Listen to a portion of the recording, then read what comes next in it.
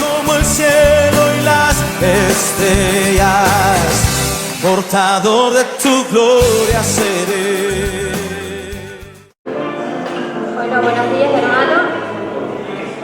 Le damos la bienvenida a los hermanos que han venido en el día de hoy. Así servimos al Señor y comenzamos con una oración de bienvenida para todos y para comenzar la reunión de esta mañana.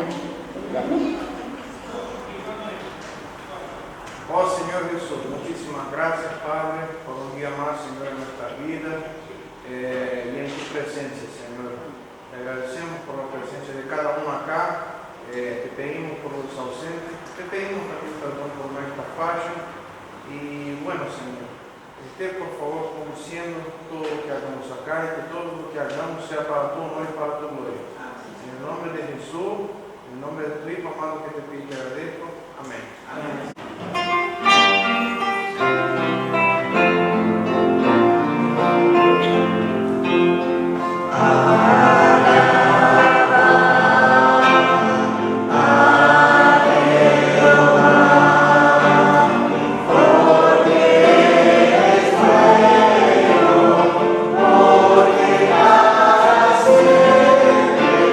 Jesús, misericordia.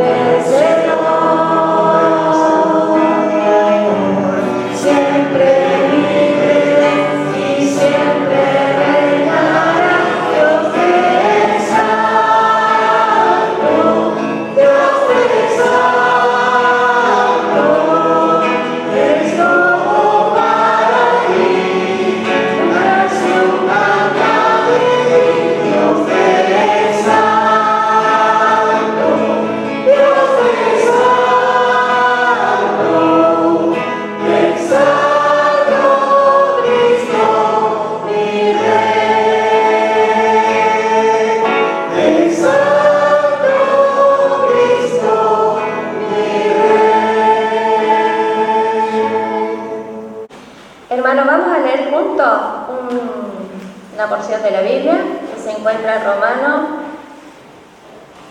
capítulo 12, versículo 1. Así que, hermanos, os ruego por la misericordia de Dios que presentéis vuestro cuerpo en sacrificio vivo, santo, agradable a Dios, que es vuestro culto racional. Amén. Jesús demuestra en este versículo que una vida consagrada es una vida de servicios. Los versículos de hoy que vamos a hablar es sobre consagrar nuestra vida a Dios. Una vida de consagración equivale a un esfuerzo de dedicación y hábitos cristianos.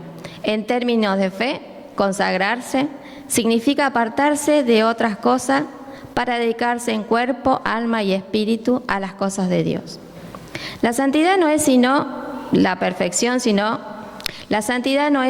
perfección, sino de renunciación a la vida mundana y a la tentación del pecado. Primera de Juan, Tere, 3:24.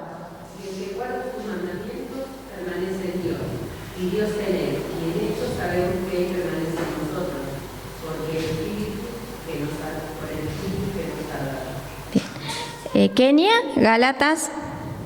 Si vivimos por el Espíritu, andemos también por el Espíritu. Silvia, 2 Corintios 9:7.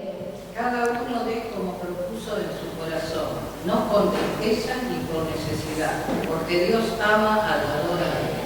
Y Carlos, Efesios 4:32. También sed benignos los unos con los otros, misericordiosos, perdonados los unos a los otros, como también Dios os perdonó a vosotros en Cristo. Bueno, cuando hablábamos de tesalonicenses era orar sin cesar. Esa es una de las características. Cuando leíamos en hebreo, hablábamos de la fe. Cuando hablamos de salmo, ahí hablamos de meditar sus mandamientos. Cuando leímos en Primera de Juan, ahí habla de obedecer la palabra de Dios, lo que está en la Biblia, su palabra. Cuando leímos Gálatas, ahí hablamos de depender del Espíritu Santo, porque Dios quiere que tengamos dependencia total del Espíritu Santo. Cuando hablamos de 2 de Corintios, hablamos de dar y ofrendar, que tengamos un corazón alegre, porque todo es de Dios, pero es mejor cuando lo damos de corazón, damos y ofrendamos. Y cuando hablamos en Efesios, cuando el hermano leyó en Efesios, es una palabra perdonar, que es una palabra que la podemos decir, pero es muy difícil a veces de poder perdonar. Pero cuando hablamos de perdón, no hablamos de a quién tenemos que perdonar, sino de perdonar en nuestro corazón, porque es nuestro corazón el que sana. A lo mejor a la otra persona ni le interesó el perdón o no aceptó el perdón. Lo importante es que nosotros pidamos perdón para estar bien delante de Dios y para tener paz en nuestro corazón.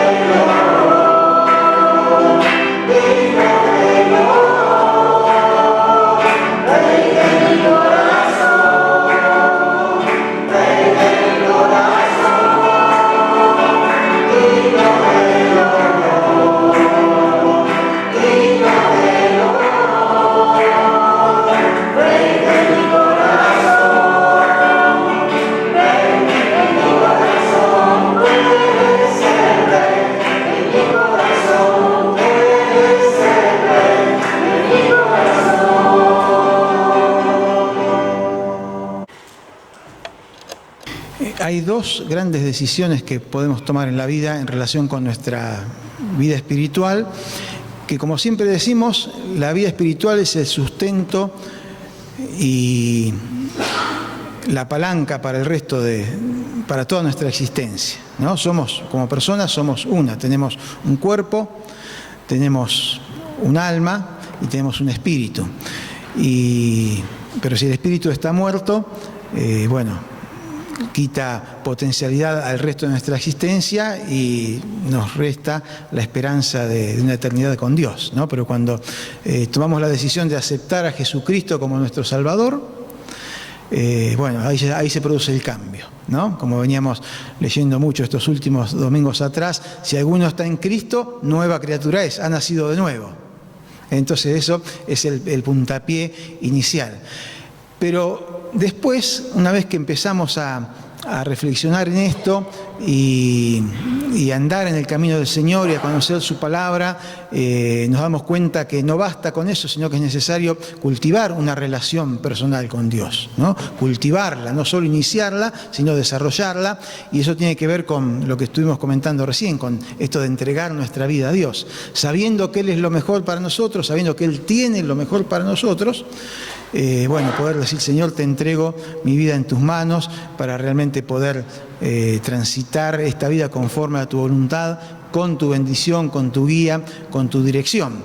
Y eso de entregar nuestra vida a Él, tiene que ver con mucho con las cuestiones que leímos antes en las palabras del Señor, que ustedes fueron leyendo, y cosas que fuimos cantando, ¿no? De entregar, reconocerlo a Él no solo como nuestro Salvador, sino como el Rey de nuestra vida. El Rey, si lo decimos así rápidamente, es una frase que suena muy lindo, ¿eh? Estamos dentro del templo y decimos, no, Jesucristo es el Rey. Pero hacerlo el Rey de nuestra vida tiene implicancias muy prácticas y muy concretas. Es cederle a Él el mando. No decirle, bueno, Señor, tú eres el Rey, bueno, tú eres el que manda, yo soy tu siervo. Así que es bueno que vayamos reflexionando en esto cada día de nuestras vidas, ¿no?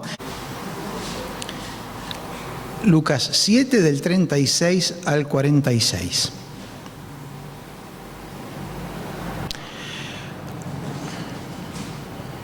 Dice así: uno de los fariseos rogó a Jesús que comiese con él. Y habiendo entrado Jesús en la casa del fariseo, se sentó a la mesa. Entonces una mujer de la ciudad, que era pecadora, al saber que Jesús estaba a la mesa en casa del fariseo, trajo un frasco de alabastro con perfume. Y estando detrás de él, a sus pies, llorando, comenzó a regar con lágrimas sus pies y los enjugaba con sus cabellos, y besaba sus pies y los ungía con el perfume. Cuando vio esto el fariseo que le había convidado, dijo para sí, es decir, pensó, Jesús, si fuera profeta, conocería quién y qué clase de mujer es la que le toca, que es pecadora. Entonces, respondiendo Jesús, le dijo, Simón, una cosa tengo que decirte. Y él le dijo, di, maestro. Entonces Jesús le dice, un acreedor tenía 2 deudores. El uno le debía 500 denarios y el otro le debía 50 denarios. Denarios era la moneda, no era una cantidad de dinero. Y no teniendo ellos con qué pagarle, los perdonó a ambos. Simón, dime pues, ¿cuál de estos 2 deudores le amará más? Respondiendo Simón dijo, pienso que aquel a quien perdonó más. Y Jesús le dijo, rectamente has juzgado. Y vuelto a la mujer, le dijo a Simón, ¿ves esta mujer? Entré a tu casa y no me diste agua para mis pies, mas ésta ha regado mis pies con lágrimas y los ha enjugado con sus cabellos. No me diste beso, mas ésta, desde que entré, no ha cesado de besar mis pies. No ungiste mi cabeza con aceite, mas ésta ha ungido con perfume mis pies.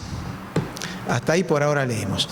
Este suceso no es el mismo que está relatado en los otros evangelios, donde María, la hermana de Marta y de Lázaro, unge la cabeza de Jesús con un perfume de nardo puro que era extremadamente caro. No es el mismo evento, es otro suceso.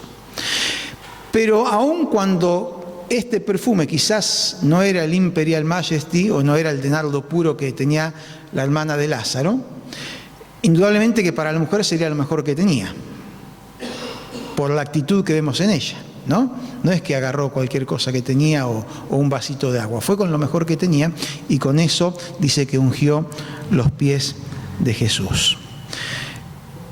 Vayamos pensando, ¿no? ¿Qué hizo esta mujer? Y qué, algunos mencionamos y otros no, ¿qué haríamos con un perfume que nos costó mucho tener? Este suceso, este relato, ocurre más bien en la primera etapa del ministerio público de Jesús, pero no al inicio. Ya en este momento, a esta altura, Jesús ya era conocido, ya era reconocido como un maestro, como un predicador, incluso como un hacedor de milagros, ¿no? Y quizás en relación a esto de que Jesús ya era bastante conocido, pero en realidad era medio nuevo en el ambiente, allí en la sociedad, en la población, quizás para saber un poco más de este nuevo rabino, un poco por curiosidad, quizás un poco también para conocer sus puntos de vista y discutirlos. Bueno, la cuestión es que Simón el fariseo, nos dice el versículo 36, que invitó a Jesús. En realidad parece que fue una invitación muy cortés, porque dice que le rogó que fuera a comer a su casa. El fariseo Simón invitó a Jesús a que fuera a comer a su casa. Jesús llegó, entró y se sentó a la mesa. Al rato de estar sentados a la mesa, ocurrió lo que hemos leído, algo inesperado, algo que no era habitual que pasara. Estando Jesús, dice, sentado a la mesa, seguramente reclinado, porque tenemos la imagen esa que no era que se sentaban en sillas, ¿no? Sino que eran reclinarse, la mesa eran unas mesas bajitas, y ellos, bueno, se reclinaban medio recostados así al lado de la mesa. Jesús estaba allí reclinado hacia la mesa, con sus pies hacia atrás, y ocurre lo de los versículos 37 y 38, que una mujer de la ciudad, que sabía que Jesús estaba allí, dice que era pecadora, es una forma de decir que en realidad era conocida porque se dedicaba a la prostitución, es decir, una mujer de mala vida, entre comillas.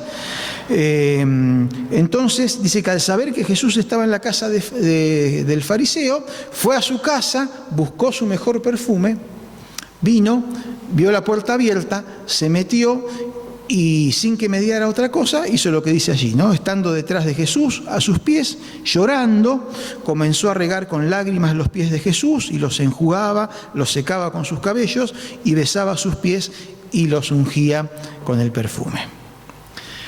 Tenemos la imagen entonces, ¿no es cierto? Tenemos la situación, tenemos la imagen en nuestra mente. Una mujer pecadora que tenía fama de pecadora y era conocida por eso, que tuvo que superar barreras y prejuicios para hacer lo que hizo, porque corría el riesgo, y si Jesús no hubiera hecho lo que hizo, que en realidad no hizo nada, se quedó quieto, ¿no? Si Jesús no hubiera hecho eso, hubiera dicho algo, probablemente la hubieran agarrado de los pelos y la hubieran puesto de patitas en la calle. Tuvo que superar sus prejuicios, sus temores, sus barreras para hacer esto. Aparte no era bien vista en la sociedad, ¿no? Jesús permitió que ella hiciera todo eso. Simón seguramente se incomodó. Se le metió esta mujer en la casa. ¿Qué hace acá? Yo lo invito a este maestro, a este rabino, para que venga a cenar y aparece esta mujer. Pero Simón, al ver que Jesús no se resistió, ni la increpó, ni la echó de sí, el fariseo, un señorito, guardó compostura, ¿no? Se quedó mirando ahí, callado, viendo lo que pasaba. Pero no obstante su compostura exterior, así que se quedó ahí tranquilo mirando sin decir nada, interiormente la repudió. Porque dice el versículo 39 que Simón el fariseo pensó, si fuera profeta, Jesús, si fuera profeta, conocería quién y qué clase de mujer es la que le toca, que es pecadora. Y no solamente repudió a la mujer, sino que además despreció la actitud y la persona de Jesús. Porque no solo esta mujer que es pecadora, sino que si fuera profeta, yo lo invité para verlo, bueno, acá estoy viendo, dice Simón, ¿no? Si fuera verdaderamente profeta, sabría quién es esta mujer que lo está tocando y no se dejaría tocar. Eso estaba pensando él. Si fuera profeta realmente, si fuese quien dice ser, no pasaría esto. Conclusión, ya en la mente de Simón, Jesús es un farsante. Esa es la conclusión a la cual él arribó. Si fuera quien dice ser, él dice que es un profeta, dice que es un maestro, pero si fuera eso, no estaría pasando lo que está pasando. Jesús es un farsante. Esa es la conclusión a la que llegó rápidamente Simón. No le hizo falta ahondar demasiado en la conversación a lo largo de la cena. Ya antes, en el principio nomás de la cena, ya supo quién era Jesús. Jesús era un farsante. Mucha gente ha pensado a lo largo de los últimos 2000 años, y vemos hoy en día a cantidad de personas que piensan lo mismo, que Jesús es un farsante. ¿O no? ¿No hay mucha gente que piensa eso? Eso de que es Dios, de que hizo milagros, de que cambia vidas. Y no solo piensan que Jesús es un farsante, sino que piensan que los que siguen sus enseñanzas, sus principios y sus doctrinas son también unos farsantes. O, en el mejor de los casos, unos pobres ingenuos. Pero mirán lo que creen. Mirán lo que creen. Pobrecitos, cuántas pavadas, etcétera, etcétera. Entonces, muchas personas ven hoy a Jesús como un farsante, como una farsa, todo lo que decimos, y consideran a los que seguimos a Jesús, en algunos casos nos consideran como unos pobres ingenuos, unos pavotes que, bueno, que nos creemos todas esas cosas. Y en el peor de los casos, unos farsantes, porque también difundimos una farsa. El mismo desprecio que sintió Simón el fariseo, la misma situación.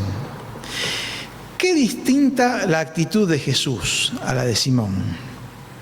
Él sabía lo que Simón estaba pensando. Bueno, es Dios, ¿viste? Por eso lo sabía. Conoce perfectamente lo que pensamos y lo que sentimos cada uno de nosotros, así como lo conocía de Simón. Pero aún sabiendo y sintiendo el desprecio del fariseo, si fuera quien dice ser, es un farsante, aún sintiendo y sabiendo el desprecio del fariseo, reaccionó con humildad y reaccionó con mansedumbre. ¿Casualidad? No. En Mateo capítulo 11, versículo 29, un texto muy conocido, está hablando Jesús. No se vayan de Lucas, si quieren buscar Mateo, búsquenlo, 11, 29, pero dejen marcadito Lucas. Jesús dijo: lleven mi yugo sobre ustedes y aprendan de mí, que soy manso y humilde de corazón. Y hallarán descanso para sus almas, porque mi yugo es fácil y ligera mi carga. Pero no quiero hacer énfasis en la totalidad del versículo, sino en Jesús presentándose, diciendo que Él es manso y humilde de corazón. Entonces no es casualidad que ante Simón Jesús haya reaccionado con humildad y mansedumbre, como vemos que reaccionó. No es que reaccionó de esa manera, reaccionó así porque Él era así. Él era manso y humilde de corazón y por eso reaccionó con mansedumbre y humildad. Pero no solamente que Él era así, sino que nos dice a nosotros: aprendan de mí, que soy manso y humilde de corazón. ¿Aprendan para saberlo? No. Aprendan para ser ustedes también mansos y humildes y actuar de la misma manera, con mansedumbre y humildad. ¿Por qué? ¿Por qué traigo a colación esto? Jesús actuó así porque es así. Y también nos dice que debemos aprender de Él aquellos que le seguimos. Y en las epístolas se reitera esta enseñanza de que esa debe ser nuestra actitud. ¿Y por qué lo traigo esto a colación entre nosotros? Porque, hermanos, los cristianos somos los responsables de demostrar que el Evangelio no es una farsa.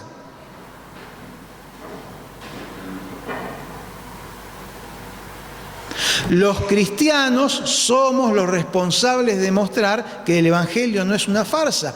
Vos sos responsable, usted es responsable, yo soy responsable de hacerlo. Miren, que ni siquiera es una opción más, como muchos tratan de presentarlo. Bueno, el Evangelio es una opción más, hay muchas opciones. Una más de ellas es el Evangelio. Acá tenés el estante con todas las opciones, tomá la que te sirva, tomá la que te guste, tomá la que te atraiga, tomá la que te parezca mejor. Con humildad y mansedumbre debemos mostrar y demostrar que el Evangelio de Jesucristo es la única opción para todo ser humano, ya sea un distinguidísimo señor de la sociedad como Simón el fariseo, o sea una prostituta, pasando por todas las categorías, entre comillas, por todas las categorías de personas que podamos poner en el medio entre el distinguidísimo señor y la última que está en la consideración de la sociedad. Existe una preocupación en los círculos cristianos, y en nuestro país no estamos exentos, porque quienes seguimos el Evangelio, quienes tratamos de seguirlo y de enseñarlo y proclamar sus verdades, estamos siendo presionados por la sociedad, estamos siendo atacados, mínimamente atacados moralmente, por nuestras convicciones. Ahora, ¿es esto algo novedoso? Ya lo hemos hablado en otras oportunidades. No es algo novedoso de que quienes siguen a Jesús sean presionados, sean atacados por sus convicciones. Por supuesto que no es novedoso. En la historia incipiente de la Iglesia, esto ya era algo que estaba ocurriendo en la misma época de los apóstoles. Esto estaba ocurriendo. Ya existía la presión, ya existía el ataque, ya existía la persecución. Y quisiera ir, para decir algo de esto, a la carta del apóstol Pedro, a la primera carta del apóstol Pedro. Si quieren buscar, 1 Pedro capítulo 3.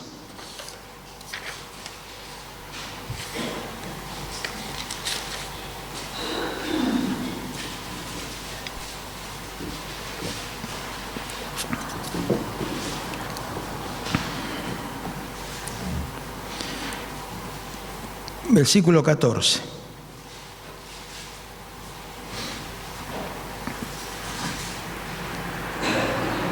Y lo traigo también a colación porque lo estuvimos viendo este versículo el día jueves en la reunión, donde estuvimos viendo el pasaje de Daniel capítulo 3, donde los amigos de Daniel, Sadrac, Mesac y Abednego, fueron echados en el horno de fuego por el rey Nabucodonosor porque se negaron a adorar el dios estatua que Nabucodonosor había erigido. Desconocen la historia. Entonces ellos se negaron a postrarse, fueron presionados por el rey, fueron presionados por el poder, fueron presionados por la sociedad para postrarse ante la estatua. Ellos dijeron que no y los tomaron y los echaron en el horno de fuego.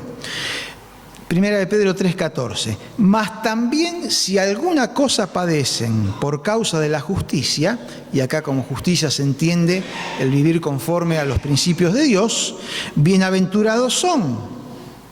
Por tanto, no se amedrenten, no tengan miedo por temor de ellos, ni se conturben, no se preocupen, no estén decaídos y preocupados por esto, sino, en vez de estar así, en vez de estar preocupados, en vez de estar decaídos, etcétera, etcétera, dice, santifiquen a Dios el Señor en sus corazones. Pregunto, ¿alguno de ustedes ha sido cuestionado por algo que tenga que ver con la fe? ¿No han tenido nunca una confrontación en el trabajo, en la familia, en la facultad, en la escuela? Hermano, si no lo hemos tenido nunca, es porque disimulamos muy bien que somos cristianos. Porque si no, en esta sociedad tan alejada de los principios de Dios, el que trata de hacer lo que Dios quiere, evidentemente en un punto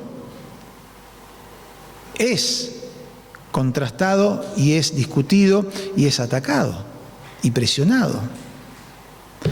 Entonces, en vez de estar preocupados, decaídos, atemorizados, dice: santifiquen a Dios el Señor en vuestros corazones y estén siempre preparados para presentar defensa con mansedumbre y reverencia de la esperanza, ante todo aquel que os demande razón de la esperanza que hay en ustedes.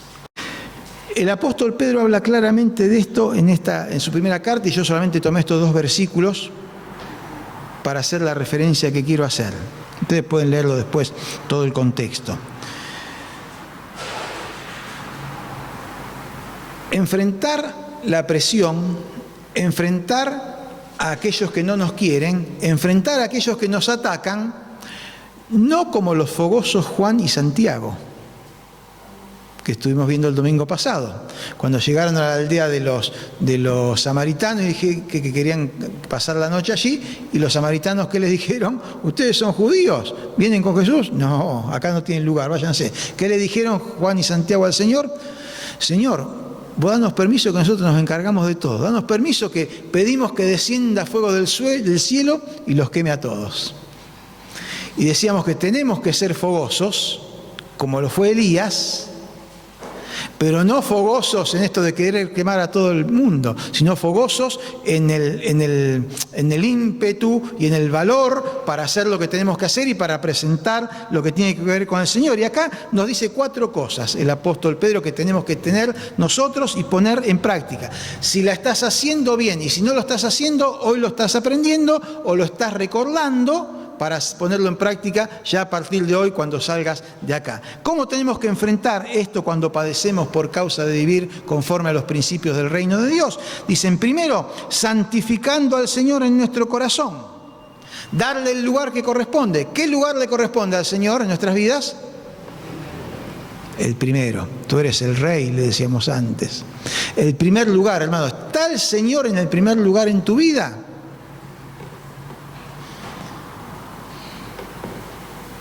En santidad, santificando al Señor, a Dios el Señor en sus corazones. ¿Lo estás haciendo? Es lo primero que tienes que hacer para estar preparado, para poder responder. Segundo, estando siempre preparados para presentar defensa. Estando siempre preparados para presentar defensa. Si es estar preparados, quiere decir que hay poco margen para la improvisación, ¿no? No hay mucho margen para la improvisación, más que la improvisación de la situación puntual, pero tenemos que estar preparados, tenemos que estar seguros de la fe. Y no preciso discutir ni un argumento más, cantábamos antes. Mi fe descansa en buen lugar, en Cristo, mi Señor.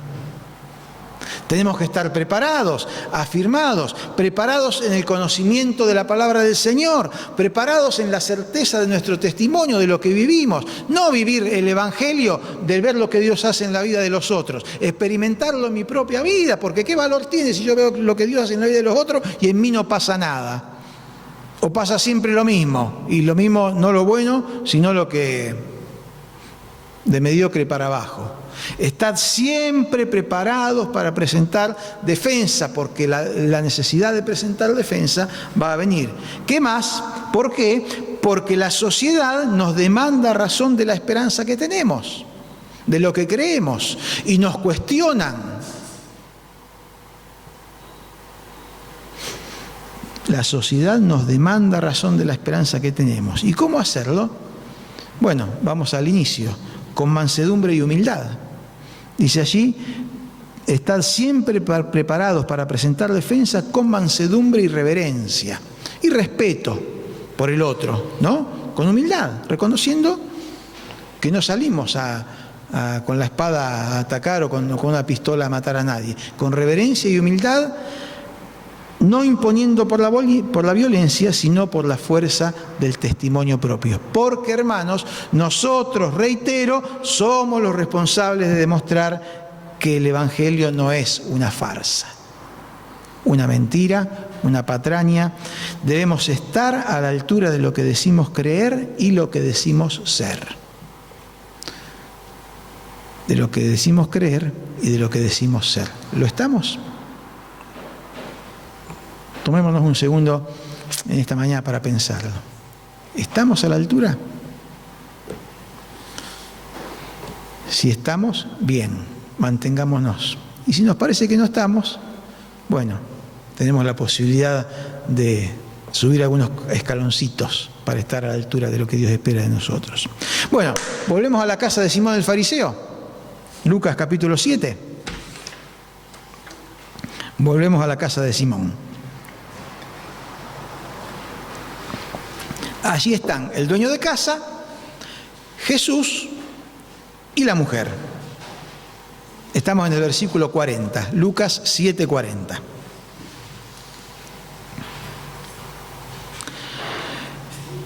Dijimos hasta ahora lo que había pensado Simón, ¿no? Este Jesús es un farsante, eso es lo que pensó él, este Jesús es un farsante.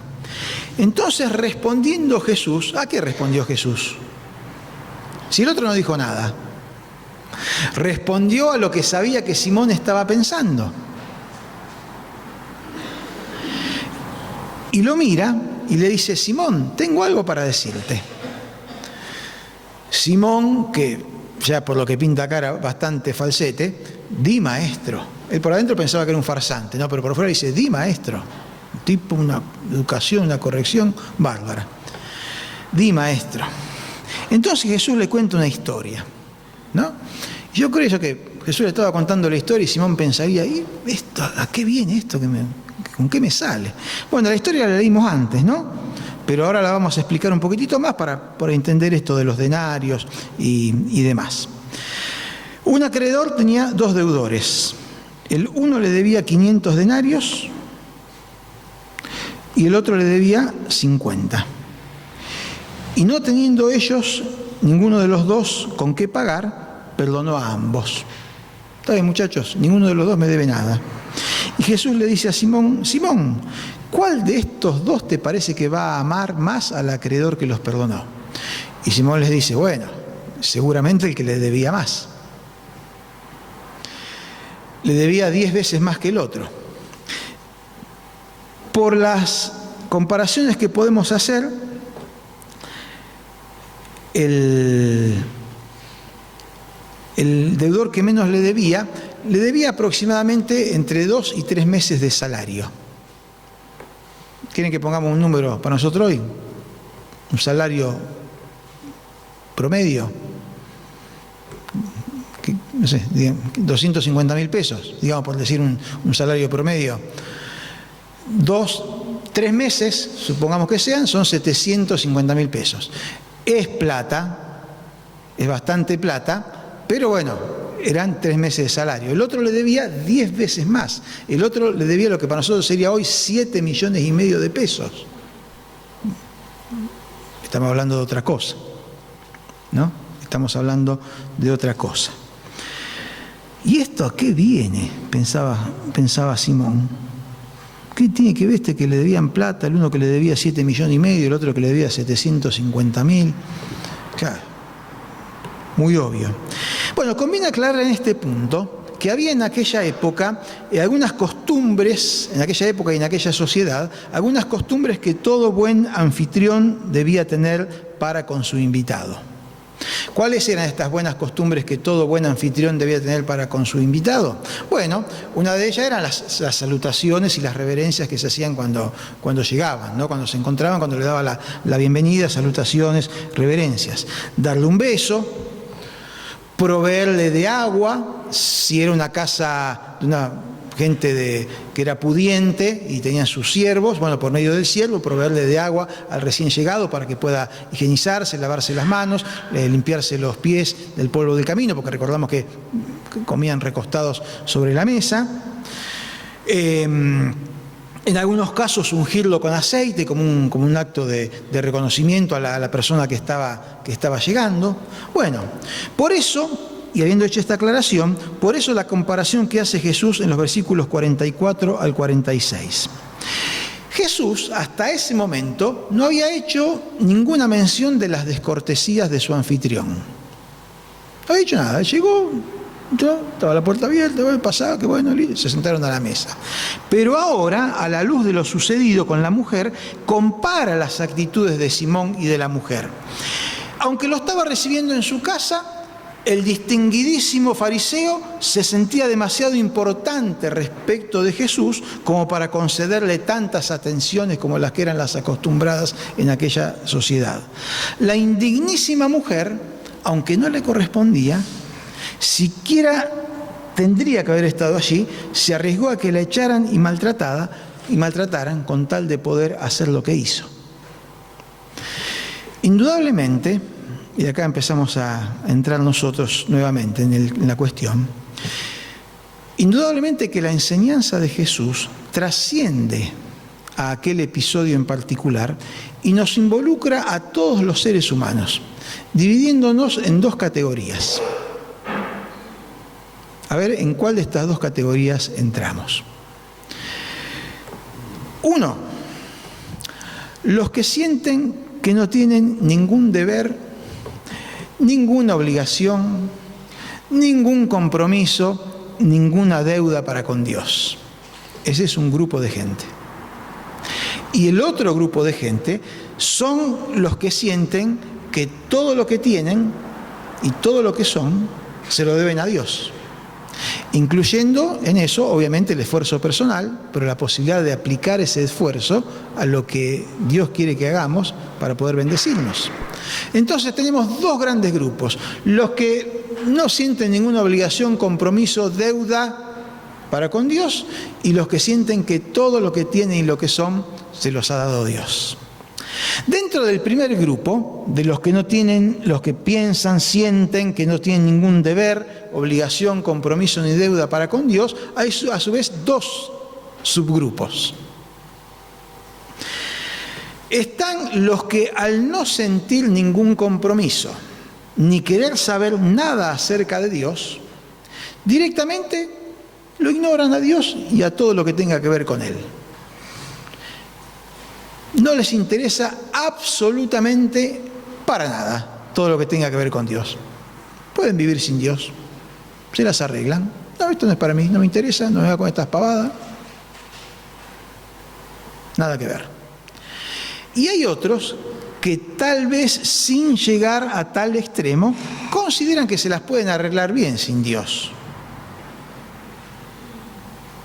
Sí, Dios, está bien, bárbaro, pero yo me las puedo arreglar bien sin Dios. Que en general no lo necesitan, salvo quizás en alguna circunstancia especial o necesidad extrema, cuando algo se les escapa de las manos, una cuestión de salud, una cuestión de esto, entonces ahí se acuerdan que Dios está, y por ahí para eso sí van y lo buscan, pero para eso solo. Ellos dicen: Dios, no me diste nada, o me diste poco, o entonces no te debo nada, o te debo poco. O también dicen: Dios, prácticamente todo lo que tengo y lo que soy lo logré por mí mismo, por mis capacidades, por mi potencial, por mi esfuerzo, mi inteligencia, mi trabajo. Poco y nada recibí de vos, poco y nada te debo. Una forma de pensar muy humana, que es orgullosa, presumida, egoísta. Pero Jesús le explica a Simón, y nos explica a nosotros por extensión, que no es esa la cuestión. No es esa la cuestión. Lo hace en los versículos 47 al 50.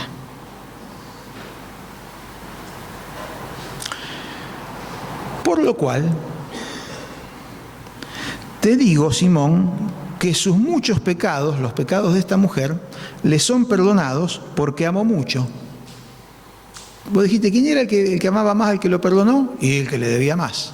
Bueno, Simón, tenés razón, le dijo Jesús. Bueno, esta mujer, sus muchos pecados le son perdonados porque amó mucho, mas aquel a quien se le perdona poco, poco ama. Y a ella le dijo: tus pecados te son perdonados.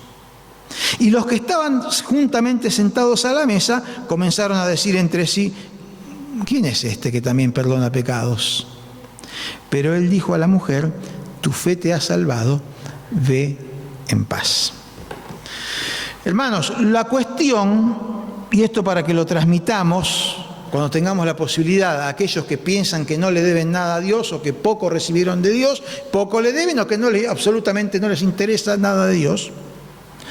La cuestión no son los muchos o los pocos logros que podamos exhibir nosotros mismos. La cuestión no son los títulos o pergaminos que cuelguen en las paredes de nuestras casas.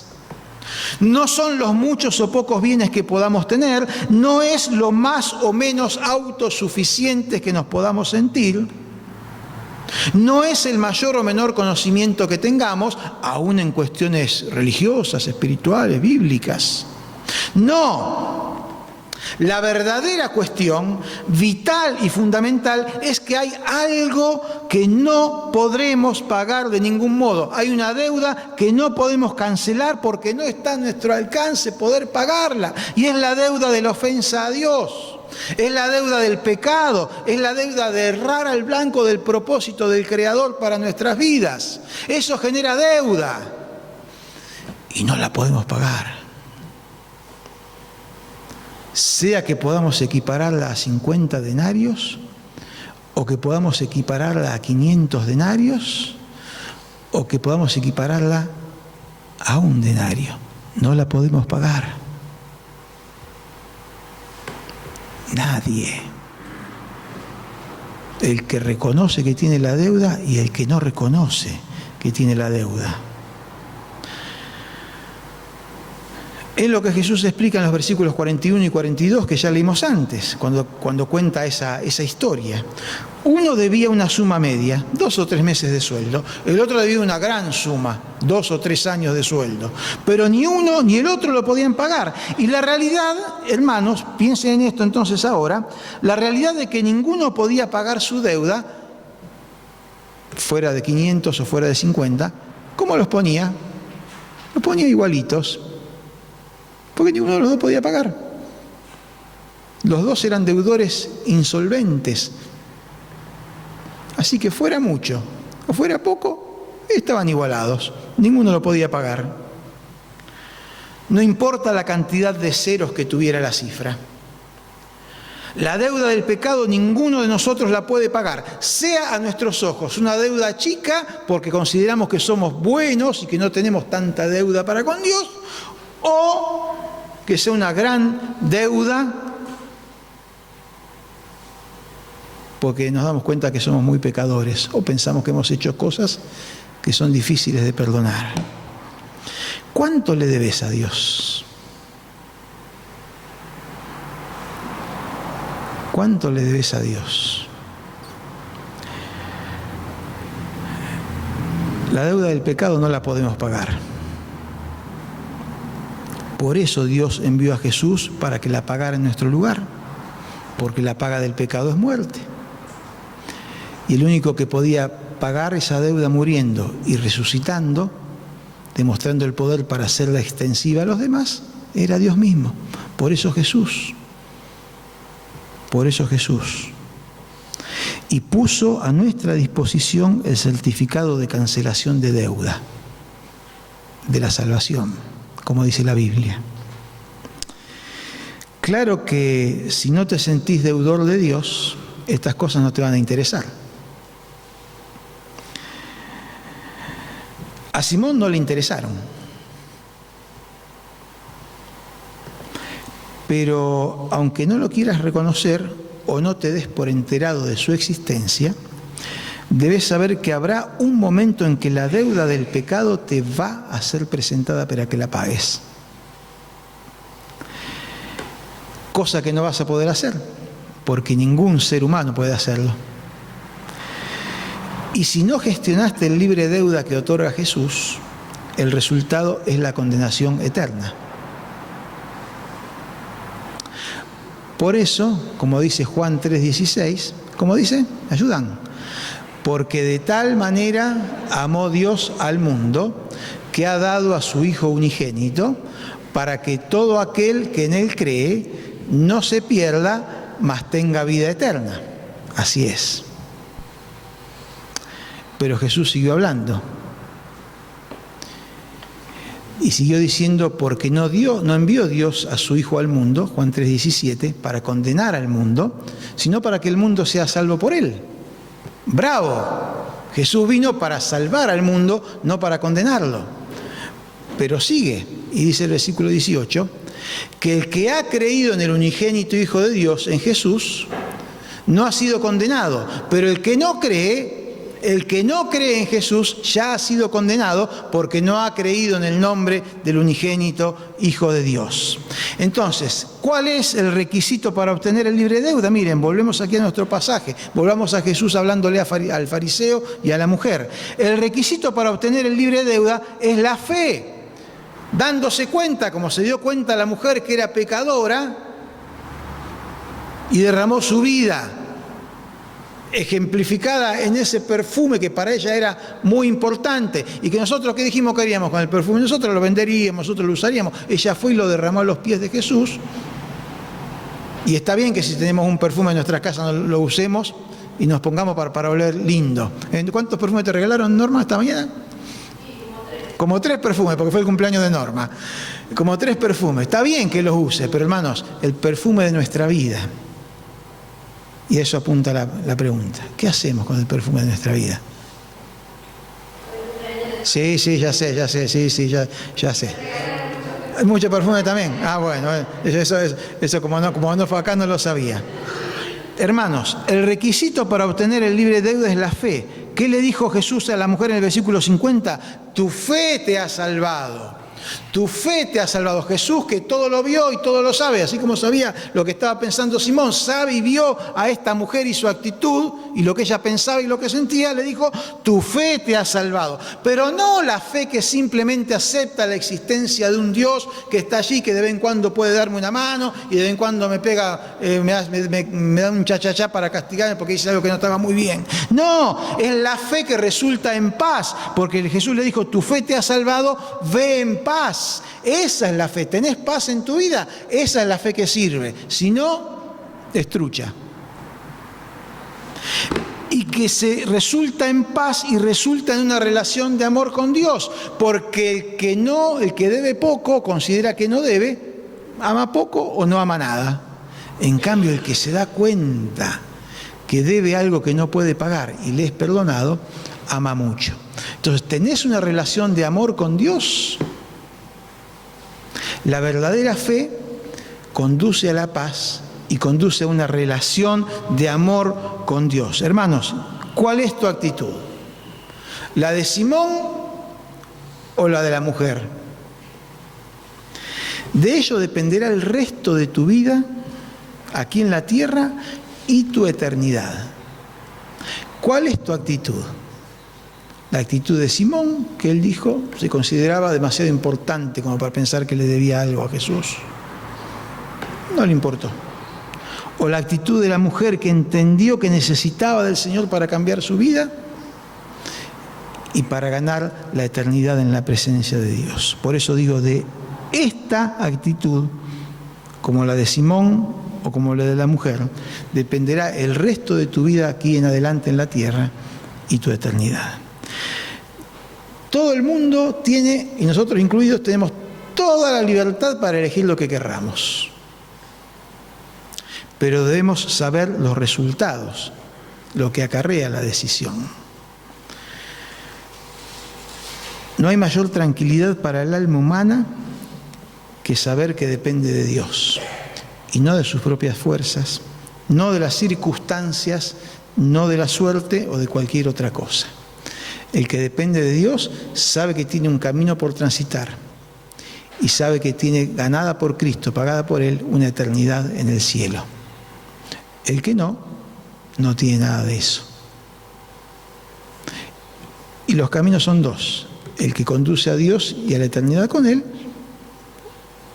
o el que conduce a la condenación eterna.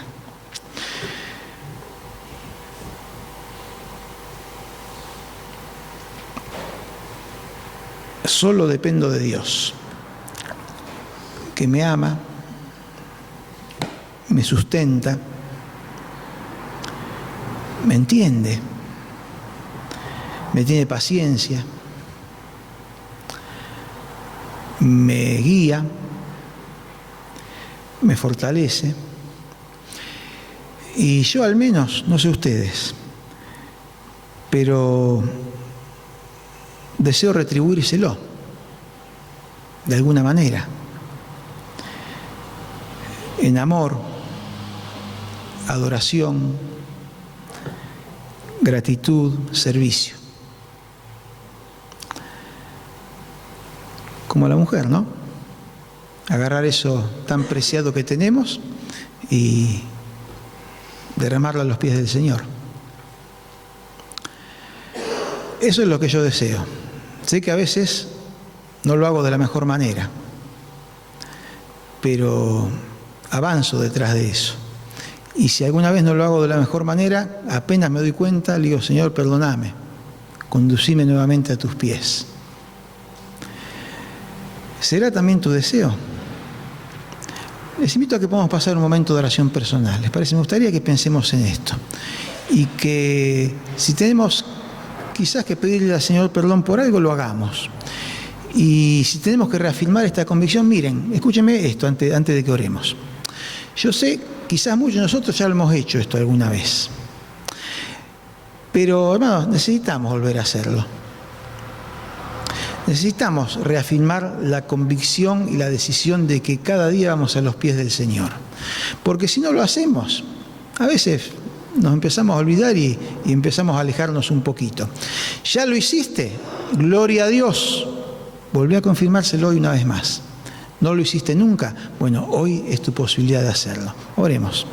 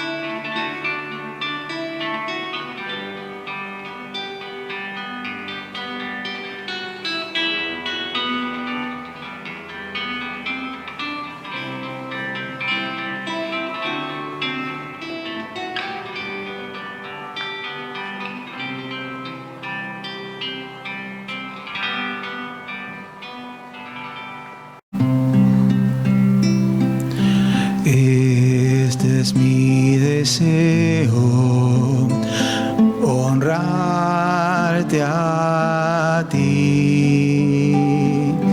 Con todo mi ser te adoro a ti.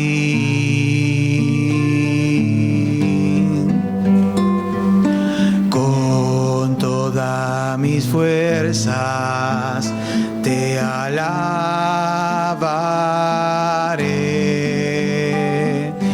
Mi adoración eres tú.